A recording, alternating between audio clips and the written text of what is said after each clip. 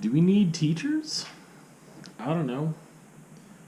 Uh, I was listening to a podcast the other day, and there was a lot of discussion about that topic or that question of are teachers even needed, and the school system and the structure that's in place currently.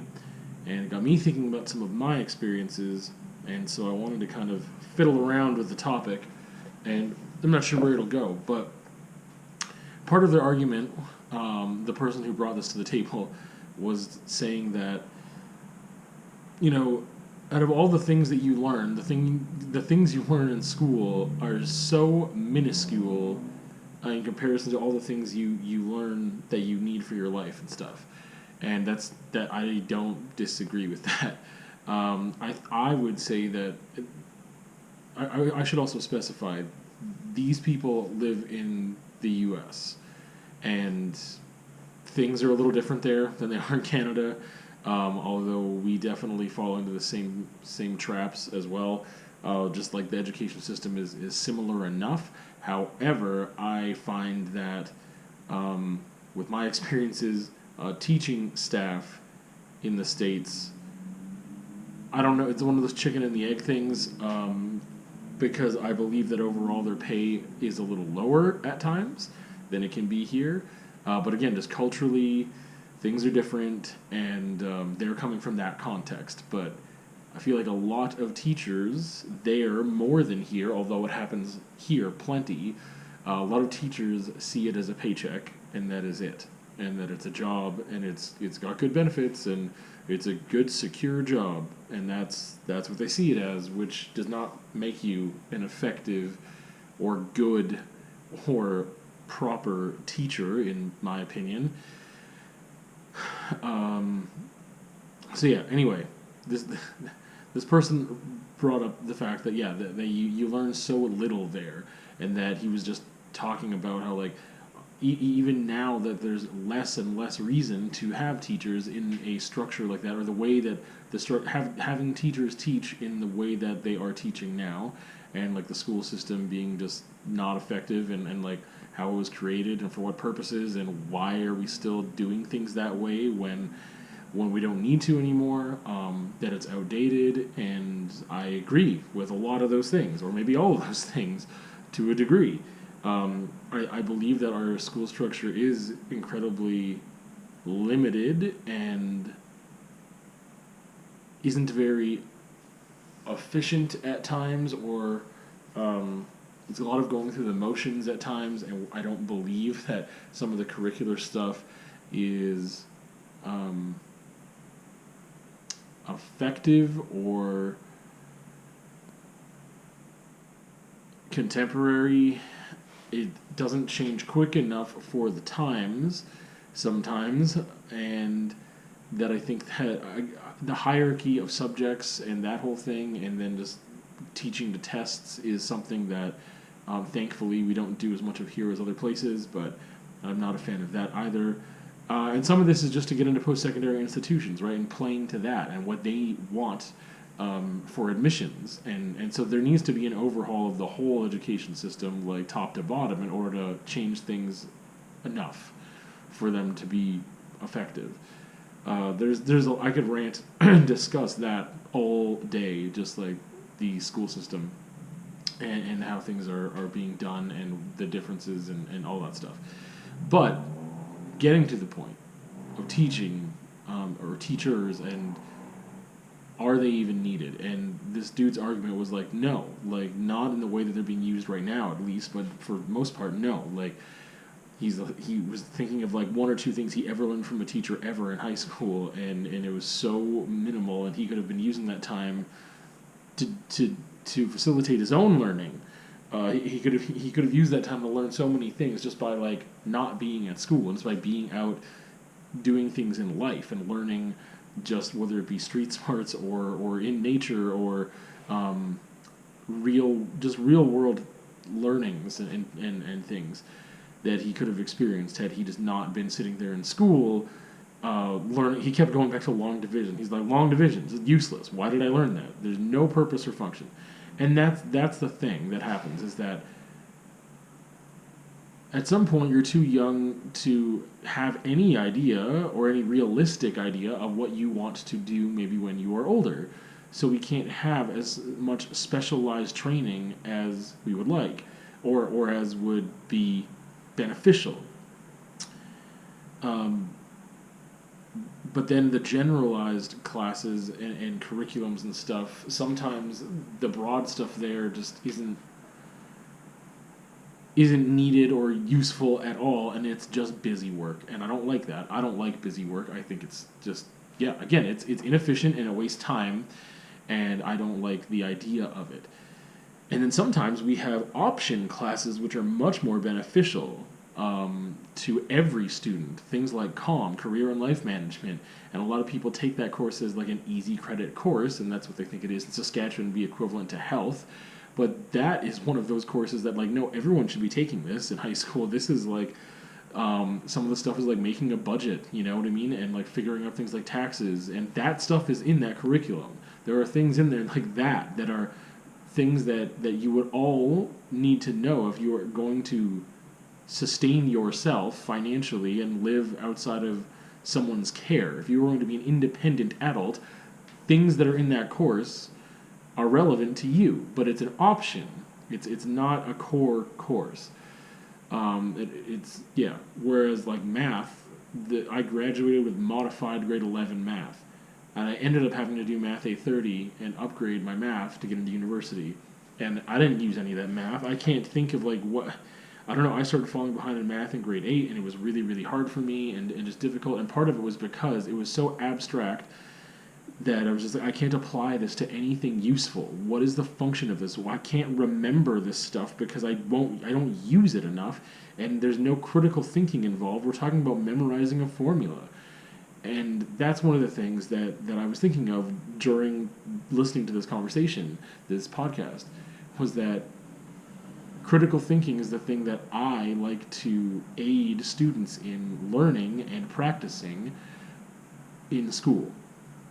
So as a teacher, especially of option course like art, and English is a core subject, but again, it depends on how you teach that course. But like, I think that classes like that and social studies are very needed, and that a lot of learning can occur there.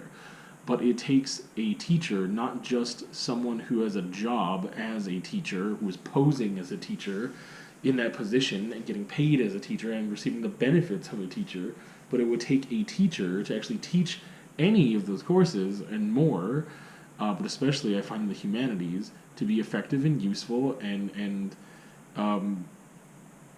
to be worthy of that, of just learning can occur there.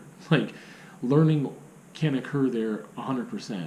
And those people that are there for the right reasons, even if they're in like science and math and other stuff, again, some people know in high school, like, I'm going into this field, I need to know all the science, this is what I want to do, I'm going to be a doctor or a biologist of some nature or whatever, and they need to know all that stuff. Some people just need to get the basics out of the way just so that they can say they did it, and they're not going to need to know any of that stuff. Like, I had to get a 30 level science too. I had to graduate with a bio 30, and it's like, I don't, like, some of that was more functional and made more sense for just the average person who wasn't going into a scientific field, but a lot of it was still just like not useful to me, and I just had to memorize something that was difficult to memorize because I couldn't put it into practice. But even good teachers there can make a difference in a student's life. And then this person was saying, like, yeah, that's fine, they can make a difference in whatever way, but it's not about learning. And they were just saying, like, oh, like, I've had great relationships with teachers where they, you know, taught me like a life lesson or something, but it wasn't about the material or the curriculum. He's like, I learned what I need to learn. And he was just talking about the things he needed to learn because he's like a music engineer and plays an instrument and is doing the sound engineering and stuff on the podcast. And like, these are the things I needed to know. These are the skills that I've been using for years and years and years. I didn't need to learn long division. And I think that, again, going back to like humanities and stuff like that, or things that I would teach, that there's a lot of critical thinking. That is like my main thing, is let's deconstruct what your preconceived notions of art were, and let's start having a conversation and talking about about why you thought that was art and what art could be. And within a semester, I'm hoping that I have opened students up to what it can be for them or just in general or whatever, and that they can see things a little differently and more open. But the challenge that is there, which is such a drastic shift because of previous teachers that some students have had, where they don't have to apply critical thinking in art classes, they just sit around and do crafts all day. And to me, that's not art. You're talking about craft or design or something that doesn't have a concept. And to me, art is conceptual. In that, to me, that's what I value about art. It is not just design and craft. That's different. You can use design and craft in art, and it can be both things, but they also can be very separate things. Anyway, critical thinking was the thing that I was thinking of. It was like, if we have teachers who are teaching critical thinking or aiding students, challenging students to think critically, then it is immensely useful. That's not in the curriculum necessarily. In English and social studies, I think there are more outcomes and indicators that are there that are aligned with critical thinking, but in art they focus on a lot of hard skills, and then there is some stuff in grade 12 that might get into the conceptual, and IB especially.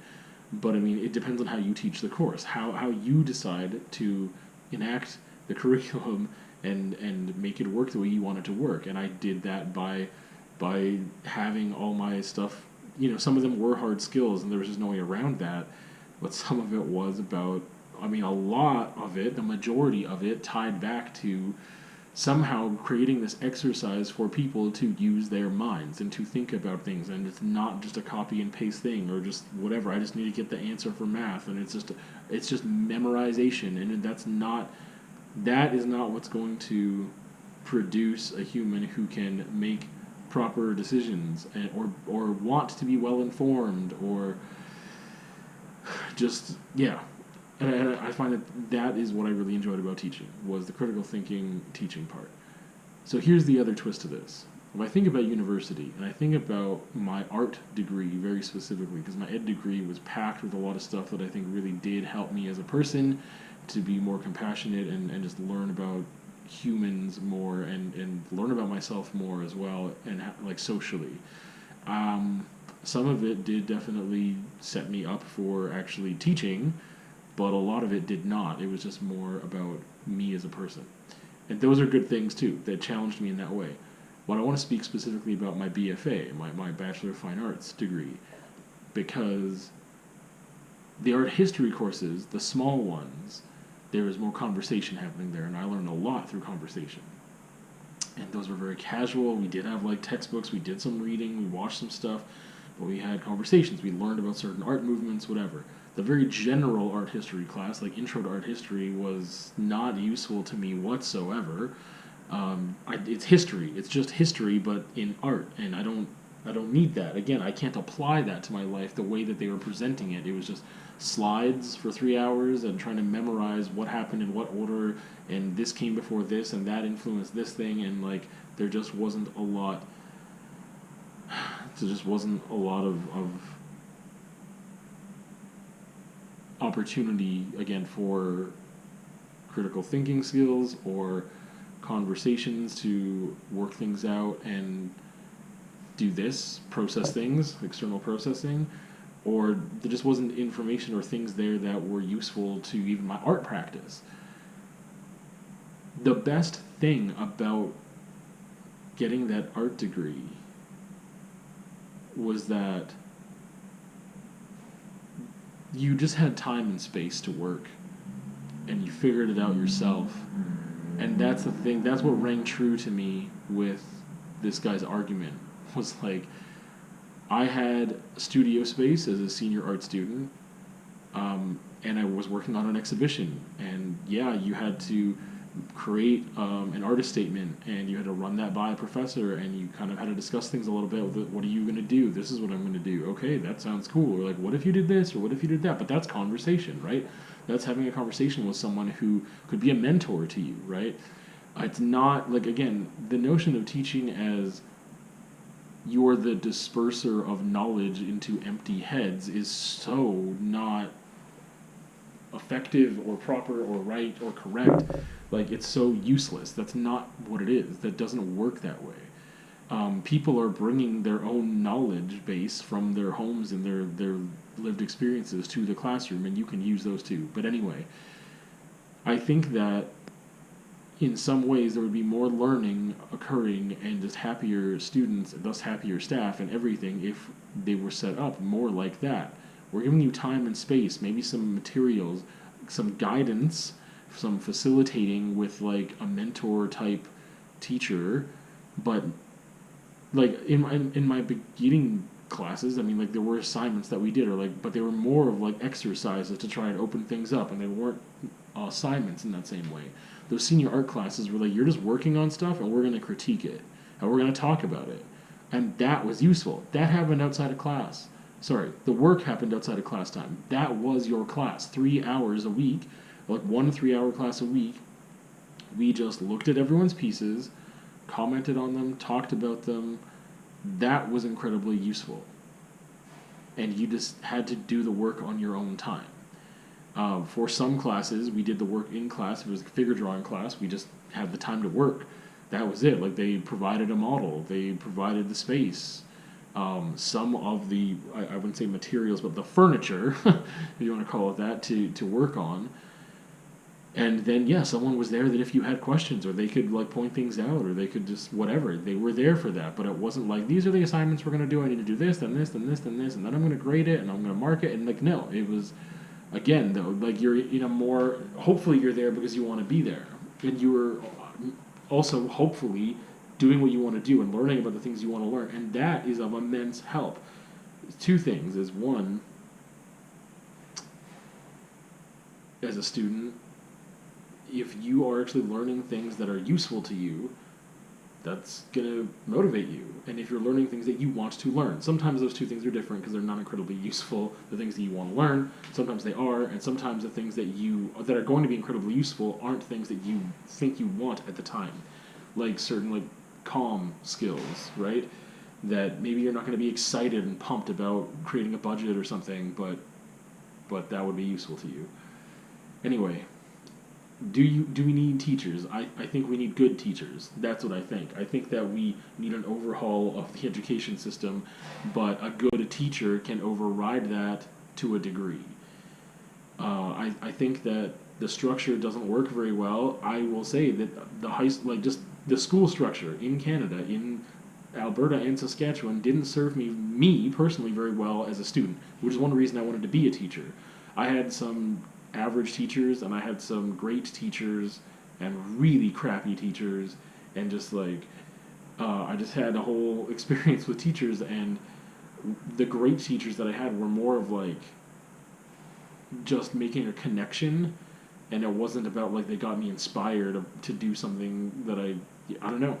In my subject areas that I love most, English and art, I had not good teachers. One was just very knowledgeable about English and literature and whatever, or I guess there were a couple, but they didn't know how to reach me or get me excited or work with me on the things I was already excited about and incorporate that. And it just, I don't know, I was really into music, and I was, at that time, also very into lyrics, and that fit perfectly into English class, but they didn't see that, and when I used poetry of that kind to like, for some assignments and stuff, it was just, they focused on the wrong elements, and it was more of a scolding than it was of, this is good stuff, like, you're getting it, like, let's go further, whatever. And my art teacher was horrendous.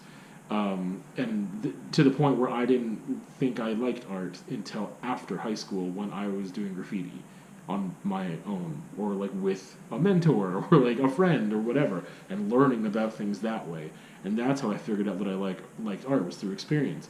I wasn't exposed to many things in art class. It was like doing a still life or a grid portrait, like nothing challenging, nothing making me think about what art could be or what it was or whatever, and nothing making these, it was just craft and design and trying to do a little bit of skill building perhaps, but for what purpose? So yeah, the way that the system is set up isn't meant for people like me to begin with to be excited about. We're talking about elementary, middle, high school. Um, post-secondary, some of it can be effective for me, but I am also mature enough to know what is effective and what's not at that point. I probably know more of my learning styles, if you want to call it that, or figuring out how do I even study. I didn't learn that till university. I didn't figure out like what I need to do in order to be an effective student, and that's something that they should be teaching in middle school. How can you be an effective student, or like start that in elementary school? Like everyone learns a little bit different. Like there's things that just you retain information differently based on like some people write notes. Some people talk about it. Some people just read the textbook once. Some people need the audio, whatever. There's like so many different things. Anyway, this is the structure we're in, and if it like it's I don't think anarchy and no school and no teacher is good. I don't think that's going to be useful. I think that the way things are set up now aren't incredibly useful either. I think that again, a good teacher can override some of that, but you're not going to get at a school, especially a public school, and private schools might be better, they might be worse. You're not going to get all your classes for all your grades, your whole school experience filled with good teachers, let alone great teachers. You won't get half of them. I don't think. I don't think half of them will be good teachers. So you're going to have gaps in your learning and your motivation and everything else. I think that a rehauling of things is what is needed. So if the question is, do we even need teachers? I think we do. I just think teachers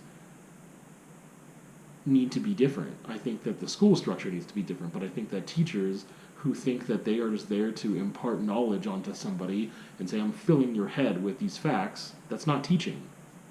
It's it's relaying information, and that's information they can find online a lot of the time. It's like, no, I'm just going to be here to like explain this to you. It's like, okay, but someone on YouTube could be explaining it to them. Why do we need you here? If that's your style of teaching, what are you doing? So there's a lot of things that go on with that. Having a rapport with students, building relationships of trust, and all these other things. But yeah, I think we do need teachers. We just need teachers to be different, and we need a school structure and system to be different to allow that type of learning to occur.